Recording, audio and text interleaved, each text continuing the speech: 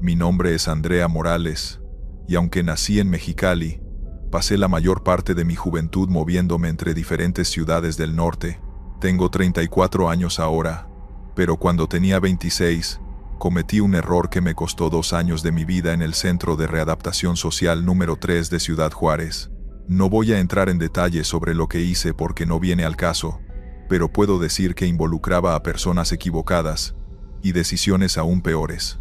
Lo que sí puedo decir es que esos 2 años me enseñaron más de lo que cualquier escuela podría haberme enseñado, aunque no precisamente de la manera que uno esperaría. Cuando llegué al penal en marzo de 2017, estaba aterrada. Había escuchado historias horribles sobre lo que pasaba en las cárceles mexicanas, y aunque intentaba mantener la compostura, por dentro estaba destruida. Me asignaron al área de mujeres, que era considerablemente más pequeña que la de hombres, y me llevaron al tercer piso del edificio B. El pasillo olía a humedad mezclada con desinfectante barato, y las paredes estaban pintadas de un verde pálido que se descascaraba en algunas partes. Me detuvieron frente a la celda número 32. La custodia que me acompañaba, una mujer robusta de unos 50 años, llamada Oficial Ramírez, abrió la puerta de metal y me empujó suavemente hacia adentro. La celda era pequeña, tal vez de 3 por 4 metros, con 2 literas de metal, un retrete sin tapa y un pequeño lavabo. En la litera de abajo había una mujer acostada de espaldas a la puerta. La oficial Ramírez me informó que esa sería mi compañera, y se fue sin decir más. Coloqué mi petate con mis pocas pertenencias en la litera de arriba, y esperé a que mi compañera se volteara o dijera algo. No lo hizo. Pasaron como 20 minutos antes de que me atreviera a hablarle. Le dije hola. Me presenté. Le pregunté su nombre. Nada. Solo se quedó ahí, inmóvil. Pensé que tal vez estaba dormida, o que simplemente no quería hablar conmigo, lo cual era comprensible. Decidí dejarla en paz y explorar un poco el espacio. Fue entonces cuando noté algo extraño en las paredes. Había marcas por todas partes, como si alguien hubiera estado rayando con las uñas. No eran dibujos ni palabras, solo líneas largas y profundas, que cubrían prácticamente toda la pared junto a mi litera. Esa primera noche fue inquietante. Después del recuento de las 8, apagaron las luces del pasillo y la celda quedó casi en completa oscuridad. Mi compañera seguía sin moverse ni hablar. Yo intenté dormir, pero el colchón era delgado como una tortilla, y la litera de metal hacía ruido con cada movimiento. Estaba empezando a quedarme dormida, cuando escuché un susurro. Era mi compañera. Decía algo que no pude entender al principio, pero conforme mis oídos se adaptaron al silencio, pude distinguir las palabras. No te acerques a la pared. No te acerques a la pared.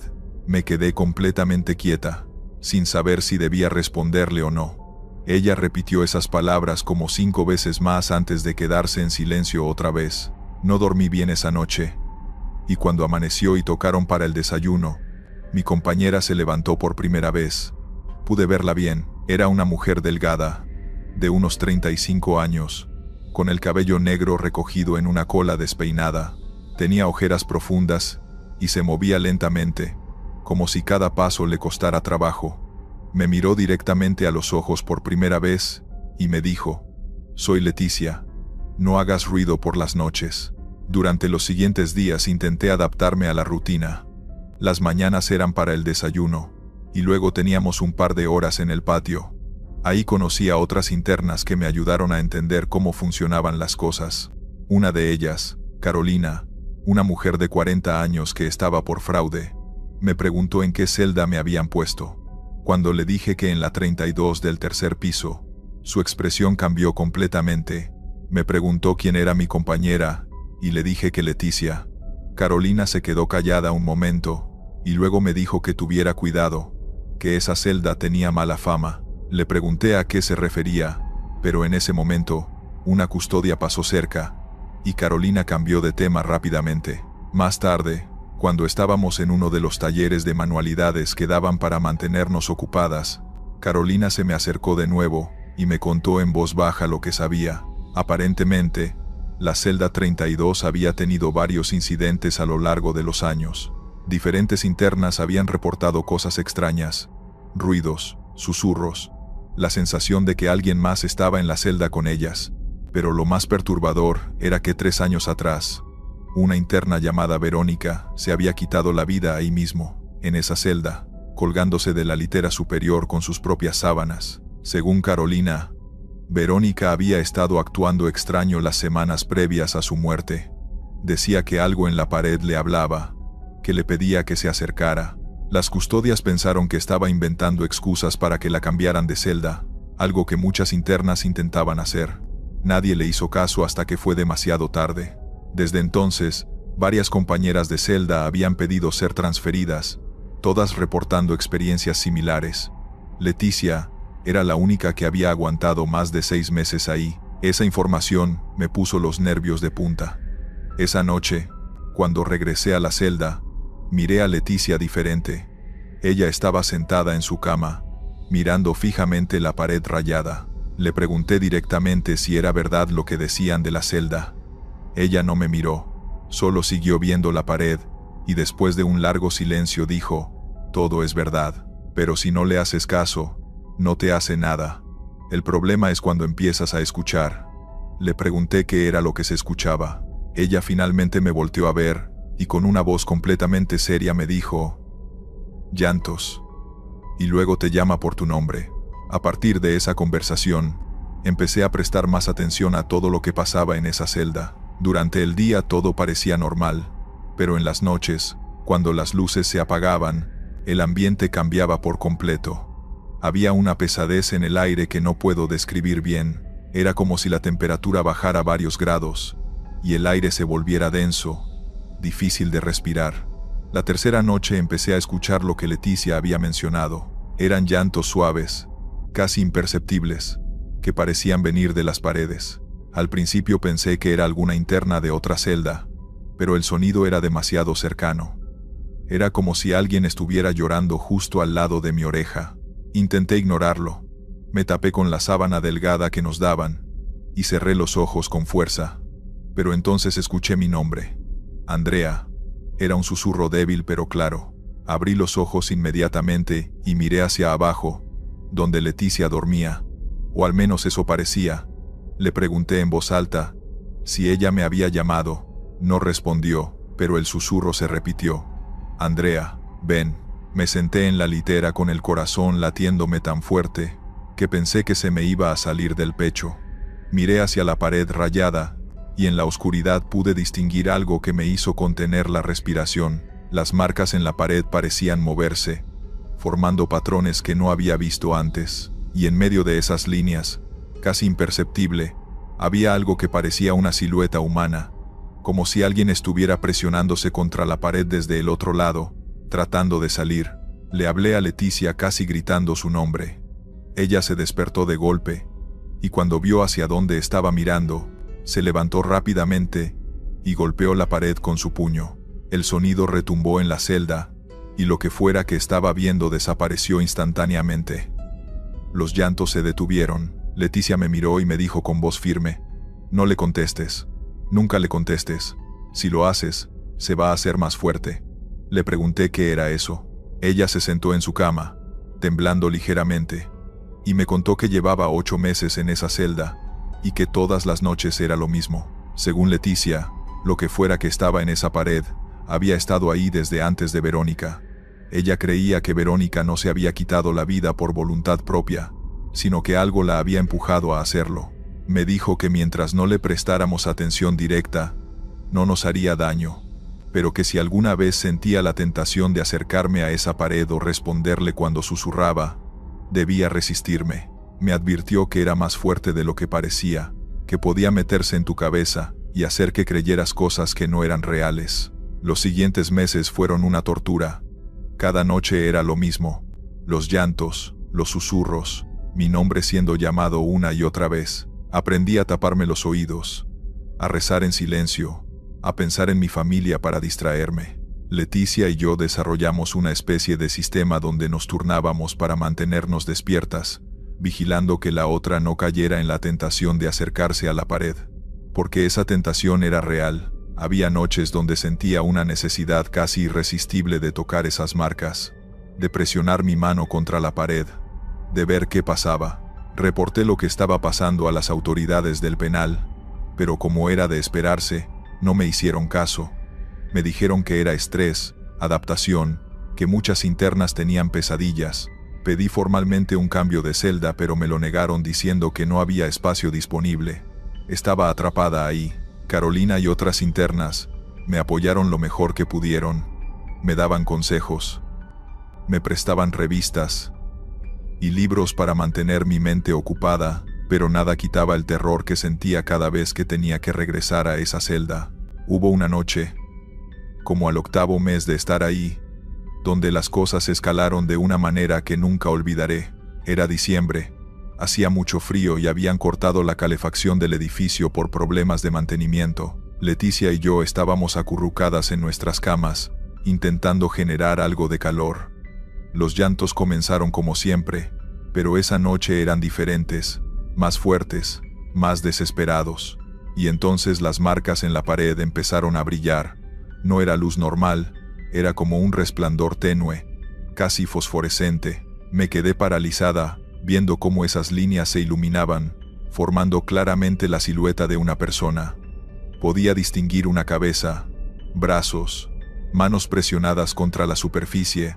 Leticia también lo estaba viendo, y por primera vez la vi llorar. Me dijo entre sollozos que esto nunca había pasado antes, que algo estaba cambiando. La silueta empezó a moverse, a deslizarse por la pared hacia mi litera. Yo grité pidiendo ayuda. Golpeé la puerta de metal, pero en las cárceles, los gritos nocturnos son comunes, y nadie vino. Leticia hizo lo único que se le ocurrió. Empezó a rezar en voz alta.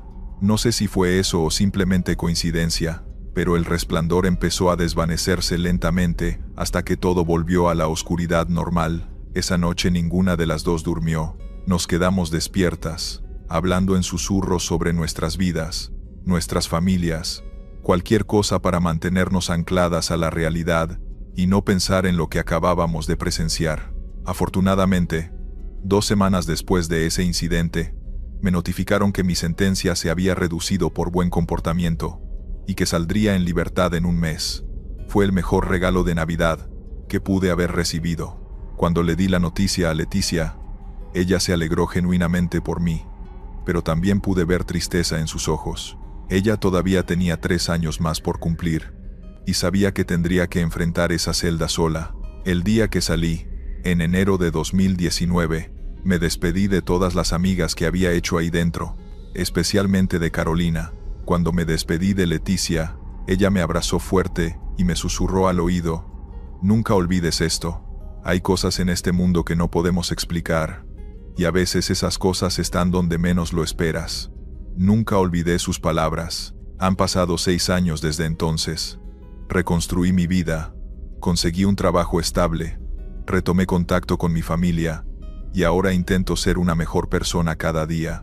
Hace unos meses, por curiosidad, y tal vez buscando un cierre, investigué qué había pasado con Leticia. Descubrí que había salido hace 2 años, y que ahora vive en Guadalajara. Me alegré mucho por ella. También descubrí algo más perturbador.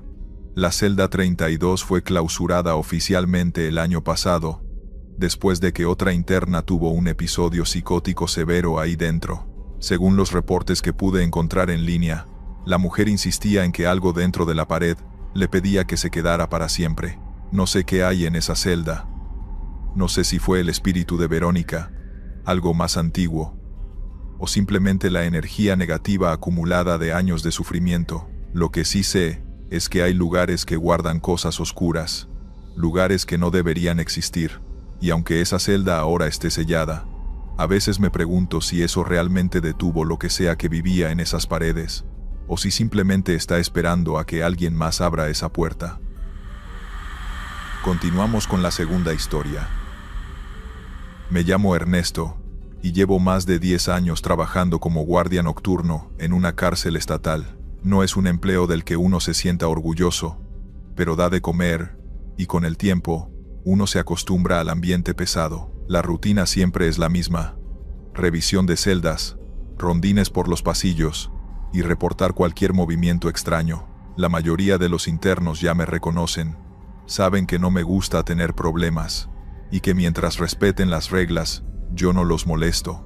Esa costumbre hace que a veces hasta se generen conversaciones raras entre ellos y yo. Algunos piden cigarros, otros solo buscan platicar porque el encierro los vuelve locos. Yo nunca paso confianza, pero tampoco los trato como animales. Esa noche me tocó cubrir un turno doble, porque un compañero faltó, desde las 8 de la noche hasta las 8 de la mañana. El primer tramo pasó sin problemas, con la típica bulla de internos antes de dormir, y los gritos de alguno que siempre finge estar enfermo. Ya como a la medianoche, el silencio empezó a instalarse, y el eco de mis pasos en los pasillos era lo único que se escuchaba. «¿Qué onda, guardia?», me habló Ramírez, un interno de mediana edad que estaba en la celda 23. «¿Hoy también toca vigilia?». «Siempre toca», le respondí, sin detenerme mucho, «pues fíjese bien en el pabellón de atrás. Luego dicen que se aparece alguien». Me quedé quieto por un momento. Los reclusos siempre inventan historias para asustar o simplemente matar el tiempo. Pero la manera en que lo dijo Ramírez me sonó distinta. Su tono no era de burla, sino más bien de advertencia. Seguí caminando, tratando de no darle importancia. Sin embargo, cuando llegué al pasillo del pabellón de atrás, noté algo raro. Todas las celdas estaban cerradas y oscuras, pero había una puerta al final con la luz prendida. Lo curioso es que ese cuarto estaba clausurado desde hacía años. Era una antigua celda de castigo que se dejó de usar porque no cumplía con los reglamentos. Me acerqué despacio. El pasillo estaba frío y olía a humedad. Toqué la puerta, pensando que quizá algún oficial se había metido a revisar sin avisar. «¿Quién anda ahí?», pregunté en voz firme. Silencio. Apoyé la oreja en la puerta y juraría que escuché un murmullo bajo, como alguien rezando. Regresé a la garita para preguntar por radio si alguien estaba usando esa celda. Mi compañero en turno, Morales, me respondió sorprendido. «Negativo, Ernesto. Nadie tiene acceso ahí. Las llaves están en la oficina del alcaide». Eso me inquietó más de lo que quería admitir. Decidí dejarlo pasar, pero cada vez que daba mi ronda por ese pasillo, la luz seguía prendida, y los murmullos parecían más claros, como si alguien hablara en voz baja con una cadencia rara, lenta. A eso de las 3 de la mañana, los internos empezaron a golpearse las rejas, nerviosos. Gritaban que alguien estaba caminando por los pasillos, pero no era ningún guardia. «Se oye clarito, va contando los pasos», chillaba uno desde la celda 18. «Apáguenle la luz al fondo, que no deja dormir», gritó otro. Yo me quedé helado porque ellos no podían ver lo que yo había visto, pero sí lo escuchaban. Tomé valor y regresé al pasillo del fondo. La puerta seguía iluminada, pero esta vez estaba entreabierta. Se suponía que era imposible. Con la lámpara en la mano, la empujé con cuidado. Adentro no había nada más que una celda vacía, paredes húmedas, una colchoneta vieja y un olor insoportable. Pero entonces vi algo en el suelo. Había huellas marcadas en el polvo, como de pies descalzos, que iban desde la colchoneta hasta el umbral de la puerta. En ese instante, la lámpara parpadeó. El murmullo se detuvo, y sentí, muy claramente, que alguien respiraba justo detrás de mí. Me quedé congelado, no quise voltear de inmediato, porque algo en mi instinto me gritaba que no lo hiciera. La respiración detrás de mí era tenue, pero lo suficientemente clara como para saber que no era un ruido de tuberías ni del viento. Tragué saliva, y sin darme la vuelta, dije en voz firme: «¿Quién anda ahí?». Nada, solo silencio. Giré de golpe con la lámpara en alto, iluminando cada rincón del pasillo. Estaba vacío, no había nadie, solo el eco de mis propios pasos resonando en las paredes húmedas. Sentí el corazón acelerado, y antes de perder la calma regresé a la garita. Morales me vio pálido. «¿Todo bien, Ernesto?», preguntó. «Sí. Solo estoy cansado», mentí, dejando la linterna sobre la mesa. No quería sonar como un novato nervioso. En este trabajo, mostrar miedo es casi una burla para los demás. Pero dentro de mí sabía que algo raro estaba ocurriendo en ese pabellón. La madrugada avanzó lenta. Cada vez que me tocaba pasar cerca de la celda clausurada, sentía un peso extraño en el aire, como si el ambiente se hiciera más espeso, más frío. Lo peor era que los internos también lo notaban. Algunos golpeaban las rejas para llamar mi atención. «Guardia», Dígale al tipo del fondo que deje de caminar. Se escucha clarito. Está arrastrando los pies. Uno incluso me gritó con desesperación: ese cuarto está maldito, ciérrelo otra vez. Pero el cuarto estaba cerrado. O al menos debía estarlo. A las 4 de la mañana, decidí enfrentar de nuevo lo que fuera que pasaba ahí. Caminé hasta el final del pasillo, apuntando con la linterna hacia la puerta. Esta vez estaba cerrada, pero la luz seguía encendida. Me acerqué lentamente, y justo antes de tocarla, escuché pasos detrás de la madera. Lentos, rítmicos, como si alguien caminara en círculos dentro de la celda. Tomé la radio con manos temblorosas. Morales, necesito que vengas al pabellón de castigo. ¿Qué ocurre? Su voz sonó inquieta. Solo ven. Pasaron unos minutos que se sintieron eternos. Cuando Morales llegó, le señalé la puerta. Escucha. Los dos pegamos el oído a la madera, pero para mi sorpresa, ya no se oía nada. Ni pasos, ni murmullos. Nada. Morales me miró con fastidio. ¿Me hiciste venir por esto? Aquí no hay nada, Ernesto. El cansancio te está jugando en contra. No insistí. Él se marchó refunfuñando, y yo me quedé solo frente a la puerta. Fue entonces cuando lo escuché otra vez, claramente. Una voz, baja, masculina, susurrando algo que no entendí. Di un paso atrás, apunté con la linterna, y con un nudo en la garganta, abrí la puerta. La celda estaba vacía. Sin embargo, en la pared del fondo, justo sobre la colchoneta vieja, había algo que no había visto antes. Marcas en la pintura, como arañazos profundos, formando una especie de frase torpe. Me acerqué, tratando de leer, y con la luz titilando logré distinguir las palabras. No estoy solo. Sentí un escalofrío recorrerme de arriba a abajo. Cerré la puerta de golpe y retrocedí hasta casi tropezar. En ese momento, los internos comenzaron a gritar todos al mismo tiempo, como si hubieran visto algo. Corrí de regreso al pasillo, y los vi alterados. Algunos se tapaban la cara, otros señalaban hacia el fondo. Ahí va. Lo vimos pasar, gritó uno desesperado. No tiene sombra. No tiene sombra, aulló otro. Miré hacia el pasillo, con el estómago encogido, y lo vi. Una silueta oscura, parada frente a la puerta del cuarto de castigo. Quieto, inmóvil, observándome. No sé cuánto tiempo duró, tal vez segundos, tal vez más. Pero lo suficiente para que entendiera que esa celda no estaba vacía desde hace mucho tiempo. Me quedé paralizado, incapaz de moverme. La silueta seguía ahí, quieta, sin hacer un solo gesto. La lámpara en mi mano temblaba tanto que el haz de luz bailaba por las paredes. Quise hablar, pero la voz no me salió. Fue entonces cuando la figura dio un paso hacia adelante. El sonido fue inconfundible. Un pie descalzo arrastrándose sobre el piso húmedo. Los internos comenzaron a golpear las rejas como locos. Unos rezando, otros insultando. Yo retrocedí, sin apartar la mirada, hasta que choqué contra el muro del pasillo. Levanté la radio con manos sudorosas. Morales, baja ya al pabellón. No obtuve respuesta, solo estática. La figura avanzó un par de pasos más, pero nunca la vi con claridad. Era como una sombra que se mantenía densa, imposible de definir, y, de pronto, se detuvo. Se inclinó apenas hacia un lado, como si quisiera mirarme directo a los ojos. El aire se volvió helado. Me dolía respirar. Y lo escuché, clarito, como si estuviera junto a mi oído. Ernesto. El corazón me golpeó el pecho con tanta fuerza, que pensé que me desplomaría ahí mismo. Cerré los ojos un instante, y cuando los abrí, ya no había nada. La silueta se había desvanecido frente a la puerta, y la luz de la celda se apagó de golpe. El pasillo quedó en penumbras, los internos aún murmurando nerviosos. Yo no me atrevía a abrir de nuevo esa puerta. Cuando llegó el relevo de la mañana, me limité a entregar el informe como cualquier otro día.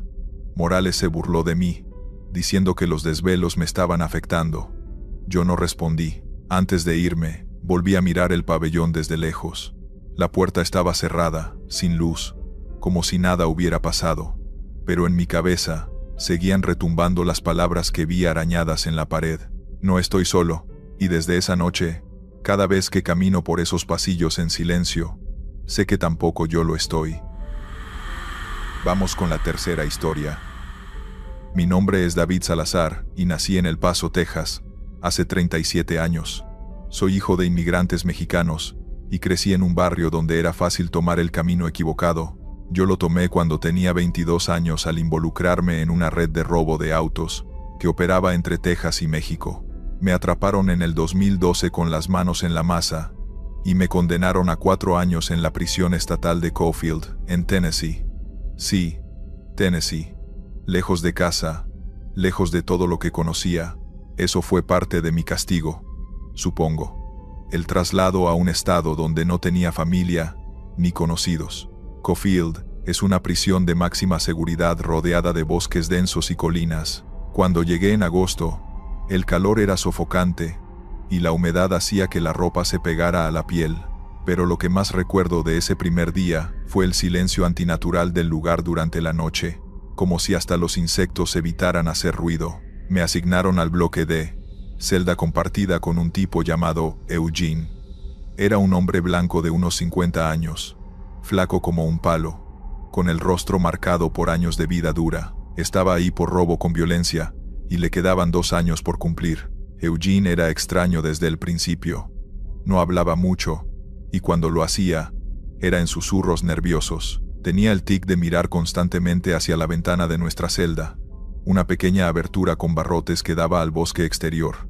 No mires afuera después del anochecer, me advirtió la primera noche.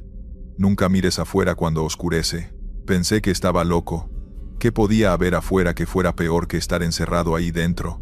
Pero Eugene hablaba completamente en serio, con los ojos vidriosos y las manos temblando. Los primeros días fueron de adaptación.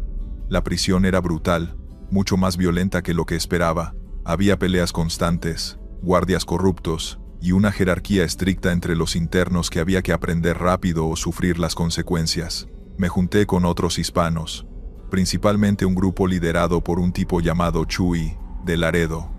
Él llevaba 6 años adentro y conocía todos los secretos de Cofield.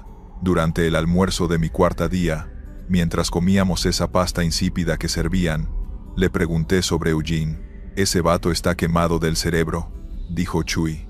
«Lleva 3 años repitiendo lo mismo sobre no mirar por las ventanas. Nadie le hace caso». «¿Pero por qué dice eso?», insistí. Chuy se encogió de hombros. «Hay historias sobre esta prisión, carnal. Dicen que antes de que construyeran esto, el terreno era un hospital psiquiátrico viejo que cerró en los años 50. Y antes de eso, mucho antes, era tierra de los nativos, Cherokees, creo. Hay mucha historia oscura aquí». Un tipo flaco llamado Deshaun, que estaba sentado con nosotros, se rió. «Son puras mamadas para asustar a los nuevos. Esta prisión está embrujada, güey», dijo con sarcasmo. Pero otro interno, un hombre mayor afroamericano llamado Willie, no se rió. «Yo llevo 9 años aquí, y he visto cosas que no tienen explicación. No soy de los que creen en fantasmas ni nada de eso. Pero esta prisión tiene algo malo, algo que no está bien». «¿Cómo qué?», pregunté. Willie dejó de comer y me miró fijamente. «Hace 5 años, un interno llamado Marcus fue encontrado muerto en su celda. Oficialmente dijeron que fue un paro cardíaco, pero yo lo vi esa mañana cuando lo sacaron. Tenía los ojos abiertos de par en par, la boca congelada en un grito, y rasguños profundos en sus propios brazos, como si hubiera estado tratando de arrancarse la piel». Y su compañero de celda dijo que Marcus había pasado la noche gritando sobre algo que veía por la ventana. El ambiente en la mesa se puso tenso. Chuy le dijo a Willie que dejara de asustarme, pero podía ver que incluso él estaba incómodo. Esa noche, me acosté en mi litera, tratando de no pensar en la conversación. Eugene estaba en la cama de abajo, murmurando algo que no podía entender. Las luces se apagaron a las 10 en punto, y la celda quedó sumida en la oscuridad, excepto por el tenue resplandor de las luces de seguridad del pasillo. Debían ser cerca de las 2 de la mañana cuando me desperté, necesitando orinar. Me levanté en silencio y fui al retrete en la esquina. Mientras me lavaba las manos en el lavabo, mi mirada se desvió naturalmente hacia la ventana. Afuera, entre los árboles oscuros del bosque, Había luces, no eran luces normales de linternas o reflectores, eran pequeños puntos de luz pálida, como luciérnagas pero más grandes, moviéndose entre los árboles en patrones extraños. Había docenas de ellas, apareciendo y desapareciendo, acercándose lentamente hacia la prisión. Me quedé hipnotizado mirándolas. Había algo hermoso en su movimiento, algo casi musical en la forma en que se balanceaban y giraban. Quería seguir mirando, entender qué eran, de dónde venían. «No mires», gritó Eugene de repente, haciendo que casi me cayera del susto. Se había levantado de su cama y me jaló con fuerza, alejándome de la ventana. «Te dije que no miraras. ¿Por qué no me escuchaste?» «Eran solo luces», dije, todavía confundido y con el corazón acelerado. «No son solo luces», susurró con desesperación. «Son ellas. Vienen cada noche buscando. Si las miras mucho tiempo, te ven de vuelta. Y cuando te ven, no te sueltan». «¿Quiénes son ellas?», pregunté. Eugene se quedó callado por un largo momento. «Las que no pudieron irse. Las que murieron aquí cuando esto era el hospital. Pacientes que fueron olvidados, experimentados, abandonados en celdas de aislamiento hasta que murieron. Sus espíritus nunca se fueron. Solo esperan en el bosque». Quise decirle que estaba loco, que eso era imposible, pero algo en su miedo genuino me detuvo. Me volví a acostar, pero no pude dormir. Cada vez que cerraba los ojos, veía esas luces bailando en mi mente. En la mañana, durante el desayuno, busqué a Willy. Le conté sobre las luces y la reacción de Eugene. Willy asintió gravemente. «Las luces aparecen casi todas las noches. La mayoría de los internos han aprendido a ignorarlas, a no mirar, pero siempre hay nuevos como tú que no saben, y algunos quedan enganchados». «¿Qué significa enganchados?», pregunté. «Significa que no pueden dejar de mirar. Cada noche van a la ventana y se quedan ahí parados durante horas observándolas. Dejan de comer, dejan de hablar, solo esperan a que oscurezca para volver a verlas. Eventualmente los trasladan al ala psiquiátrica o los encuentran muertos, como Marcus». Pasé las siguientes semanas evitando la ventana después del anochecer. Me cubría la cabeza con la almohada y trataba de dormir lo más rápido posible, pero era difícil. Sentía una atracción extraña hacia esas luces, una curiosidad que crecía cada día. Eugene empeoraba. Dejó de salir de la celda durante las horas recreativas. Se quedaba acostado, mirando al techo, murmurando constantemente. Los guardias no parecían importarles. Una noche de octubre, me desperté y vi a Eugene parado frente a la ventana, completamente inmóvil. Las luces afuera eran más brillantes que nunca, y él las miraba fijamente con las manos presionadas contra los barrotes. «Eugene», lo llamé. No respondió. Me acerqué y toqué su hombro. Estaba frío como el hielo a pesar del calor de la celda. Lentamente, giró su cabeza hacia mí. Sus ojos estaban completamente blancos, sin pupilas. Solo el blanco de los globos oculares brillando en la oscuridad. «Quieren que vaya con ellas», dijo con una voz que no sonaba como la suya, más profunda y gutural. «Dicen que hay espacio para mí allá afuera. Dicen que ya no tengo que estar encerrado. Eugene, aléjate de la ventana ahora mismo», le ordené. Pero él sonrió. Una sonrisa amplia y antinatural que mostraba todos sus dientes. «Pronto será tu turno también, David. Ya te vieron. Ya saben que estás aquí». Regresó su mirada a la ventana, y yo retrocedí hasta mi cama, aterrorizado. No dormí el resto de la noche. En la mañana, Eugene actuaba normal, como si nada hubiera pasado. Cuando le pregunté sobre la noche anterior, me miró confundido, y dijo que no recordaba haberse levantado de la cama. Pedí cambio de celda ese mismo día. Me dijeron que tendría que esperar. Pedí hablar con el psicólogo de la prisión. Me ignoraron. Estaba atrapado. Las luces comenzaron a aparecer en mis sueños. Me veía a mí mismo caminando entre los árboles, siguiéndolas más y más profundo en el bosque. Y siempre, al final del sueño, me daba la vuelta y veía la prisión a lo lejos, con Eugene en nuestra ventana, sonriéndome con esos ojos blancos. 2 semanas después, Eugene desapareció. No escapó. Eso era imposible. Simplemente ya no estaba en la celda una mañana. Los guardias buscaron por toda la prisión, pero nunca lo encontraron. Revisaron las cámaras de seguridad y no mostraban nada. Simplemente se había desvanecido. Me dieron un nuevo compañero de celda, un tipo joven llamado Tommy. Le advertí sobre las luces desde el primer día. Se rió de mí. Por supuesto, dejé Caulfield en el 2016, después de cumplir mis 4 años completos. El día que salí, juré nunca volver a ese estado ni mirar atrás. Reconstruí mi vida. Conseguí trabajo honesto en un taller mecánico y me alejé del crimen para siempre. Pero hace 3 meses, recibí una carta. Era de Willie. Me escribía para decirme que Tommy, mi último compañero de celda, había sido encontrado muerto en circunstancias similares a Marcus, y que mi nombre, junto con el de Eugene, había sido encontrado tallado en el marco de madera de la ventana de nuestra antigua celda. No sé qué significa eso. No quiero saberlo. Solo sé que a veces, cuando manejo de noche por carreteras solitarias, veo luces pálidas moviéndose entre los árboles a un lado del camino, y por más que trato de ignorarlas, siento esa misma atracción, ese mismo deseo de seguirlas. Las luces no se quedaron en Caulfield, vinieron conmigo, y cada noche tengo más dificultad para resistir.